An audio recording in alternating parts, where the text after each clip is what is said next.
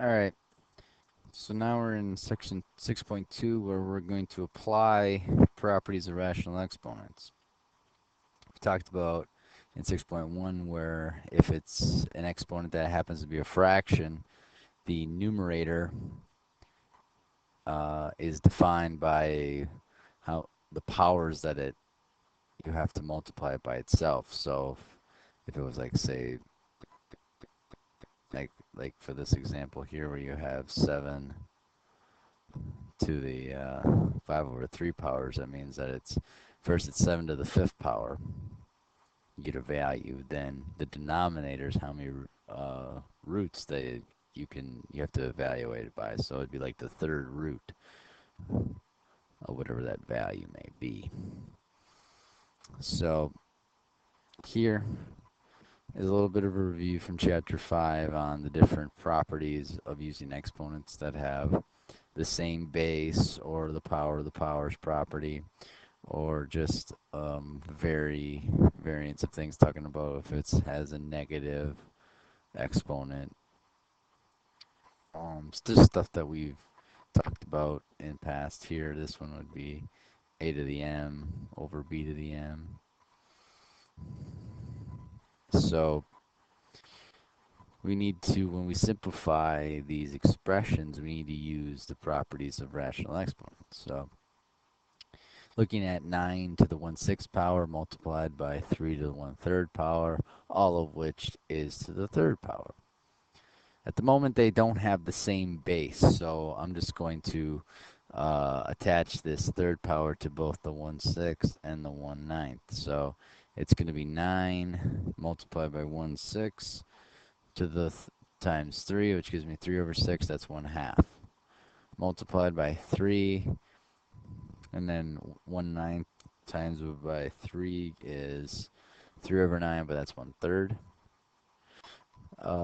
Here, I know that 9 to the 1/2 power happens to be 3, because the square root of 9 is 3, times by 3 to the 1/3 power.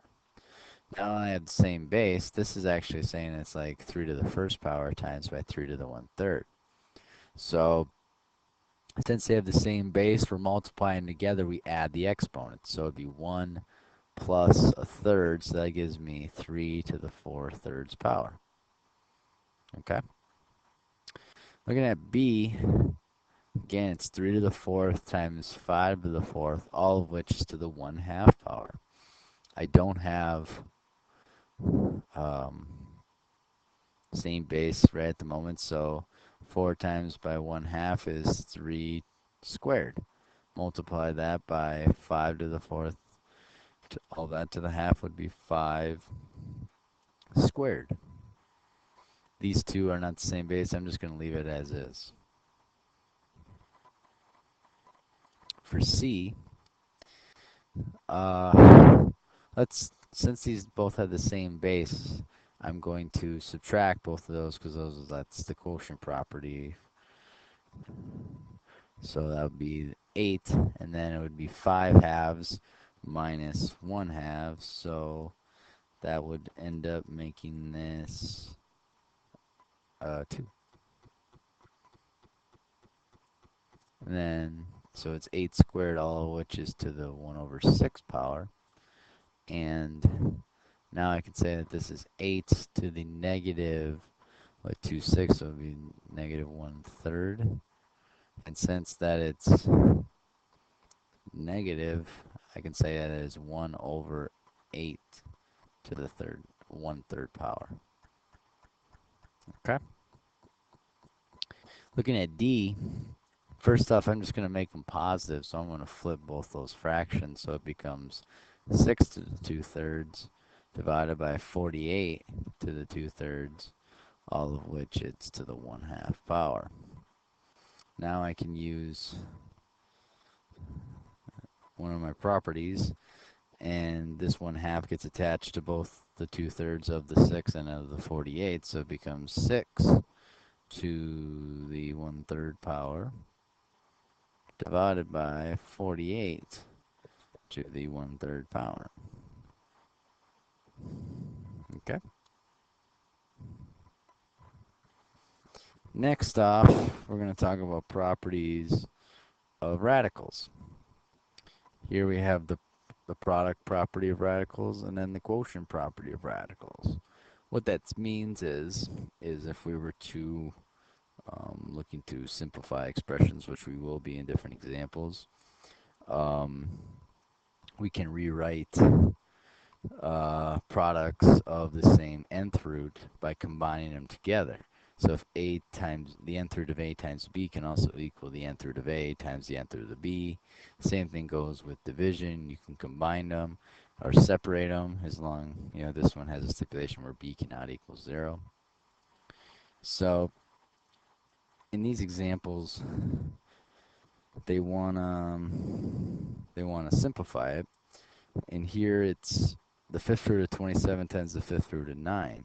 Well, by using the product property of radicals, we can combine those to say the fifth root of 27 times 9. And 27 times 9 is the fifth root of 243. And the fifth root of 243 happens to be the value of 3. And if I go to b, I got the third root of 56 divided by the third root of 7. So actually I can combine those to be 56 divided by 7, which just equals the third root of 8, and third root of 8 is 2.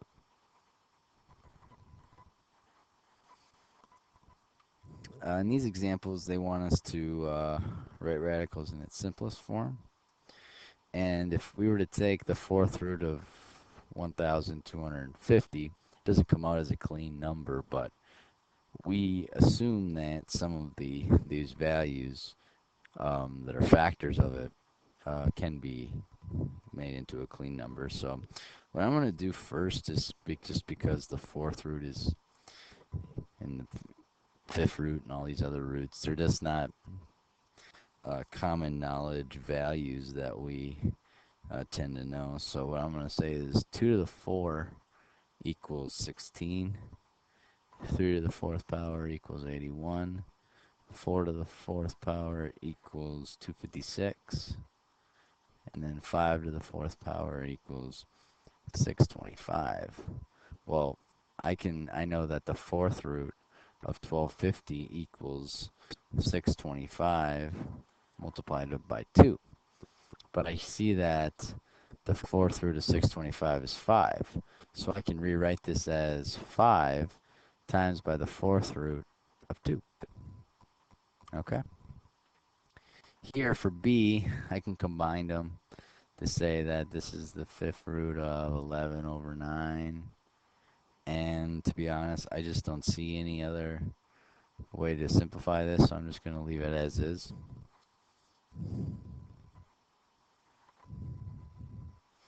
Next up, I want to be able to add and subtract like radicals and roots.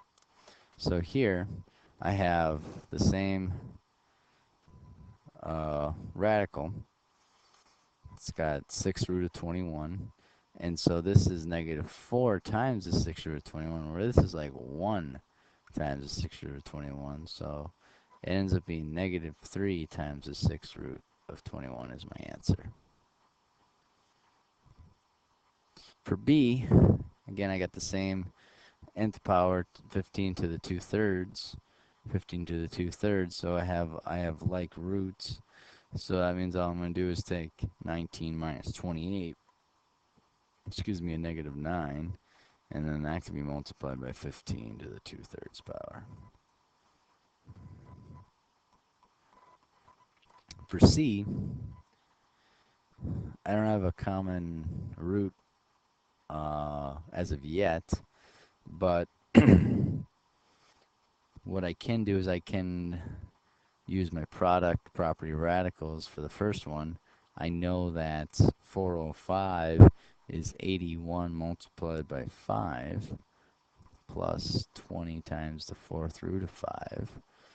The fourth root of 81 is 3, so I can say 3 times the fourth root of 5 plus 20 times the fourth root of 5.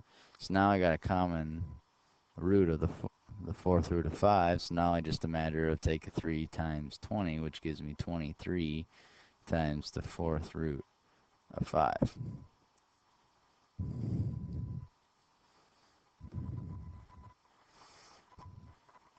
Next, we're going to simplify expressions involving variables. Again, we're going to apply the same rules we had for exponents. Now we just have fractional variables. Here we have x to the fourth times x to the 5/4. Same base. We're multiplying the bases, so we add the exponents together. So this becomes x, and then 1/4 plus 5/4 will give us 6/4 or 3/2. For b, we got x and y both in numerator and denominator, so that means we can subtract both of our exponents. So for x, it's 1 minus 4/5, so that means it's x to the 1/5, and then it's y, and it's 2/3 minus 5/6, so that ends up being a negative 1/6. And if I want my variables to be positive, which they do, so I can say that this is x to the 1/5 divided by y to the 1/6. Okay. For this one, I'm going to rewrite it as inside I'm going to say y, and it's to the 4/3 power, and then y, this one's to the 8/6, but that can be reduced down to 4/3, all of which is to the -2. I got same bases, so I can add my exponents together, so I can say that this is y to the 8/3, all of which is to the -2 power. So I use my power rule, so that's y, and those multiply together, so that becomes -16/3. And because I have it as a negative, I can say it's 1 over y to the 16/3 power. Okay. Last thing is, last page, we're going to write the expressions in simplest form. So here's kind of how I like to solve it. I'm going to break things up as best I can and then simplify it this way. So I got the fourth root here. I'm going to break up that 32 into 16 times 2. The fourth root of 16 is 2, so that's where I get that from. I'm going to break up my x, y, and z a little differently, and I'm going to show you what I'm going to do. First off, I'm going to break up my x's as x to the 8th and x. Still the same thing. X to the 8th times x is still x to the 9th, so, but I'll show you why I'm doing it this way. For y, I'm going to go x to the 4th times y, and then for z, I'm going to go z to the 12th times z squared. Okay? So here's why I'm doing this. First off, let's just pay attention to the 16. 4th root of 16 is 2. Okay? Now with the x, if I take, just looking at the x to the 8th by itself, if I take that as the 4th root, you can rewrite this as x to the 8 divided by 4. 8 divided by 4 is 2, so that's where I get x squared. Now for y, it's y to the 4th. 4th to the 4th root, 4 divided by 4 is 1. And then for z, I got 12 divided by 4, which gives me 3. So that's what is on the outside of my root. And then I can write inside there what I have left over. So that gives me 2x, y, z squared. Okay. For b, first off, I'm just going to subtract my exponents that have the same bases. So a to the 4th divided by a to the -6. 4 minus negative 6 will give me a to the 10th. And then for b, 9 minus 5 is b to the 4th. So using the same process as I used in example A, I'm just going to look at my variable a. 10 divided by 5 is 2. So this, on the outside, it can be a squared. I can't cancel anything out for b, so I'm just left with the 5th root of b to the 4th. Okay.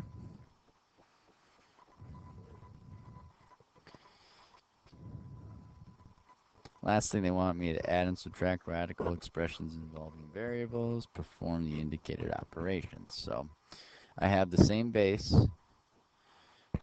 or the same radicals, I'm sorry.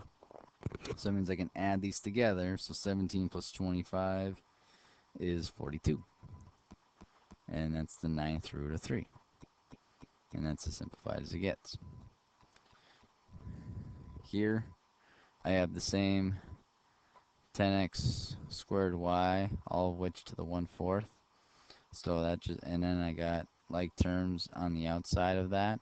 So I can take negative 5x minus 11x, which gives me negative 16x, all of which is written as 10x squared y, all to the 1/4. Okay. For C, let me get some more room here.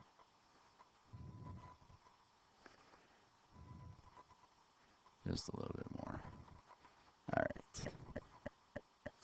For C, I noticed that these are not the same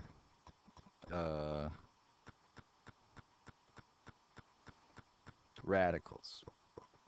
But what I can do is I can remove some things out of there in order to see if I can create like term radicals. So I got the 11x squared, and then I got the 3rd root 16x to the 5th y. So I'm going to rewrite the inside there. I'm going to rewrite it as 8 times 2 because the 8th root, or the 3rd root of 8 is actually ends up being 2.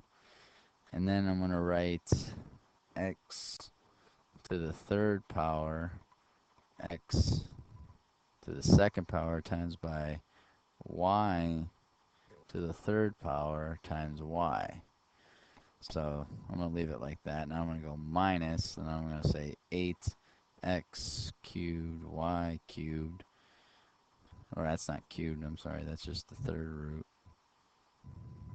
This is attached to the 3rd out. There's no cube on y. I'm sorry. And 54 can be written as 27 times by 2. And I can just leave that as x squared y. There's no need to cancel those out. So what I'm going to do here is the 3rd root of 8 is 2. 2 times 22 is, or 2 times 11 is 22, I'm sorry. I'm going to x to the 3rd power, that just give me x. So I'm going to multiply that to my x squared, so it gives me x to the 3rd. Then my y cubed to the 3rd root, 3 divided by 3 is 1, so that just leaves me with y. So now I have the 3rd root of 2x squared y minus the 3rd root of 27 is 3, and then 3 times 8 is 24, and no variables get out of there, so it's just x cubed y, and then the 3rd root of 2x squared y. So now I have common roots, and then I also have like terms here. So this becomes 22 minus, or 22x cubed y minus 24x cubed y becomes negative 2x cubed y times by the 3rd root of 2x squared y. And that is applying properties of radical exponents. That helps. Until next time.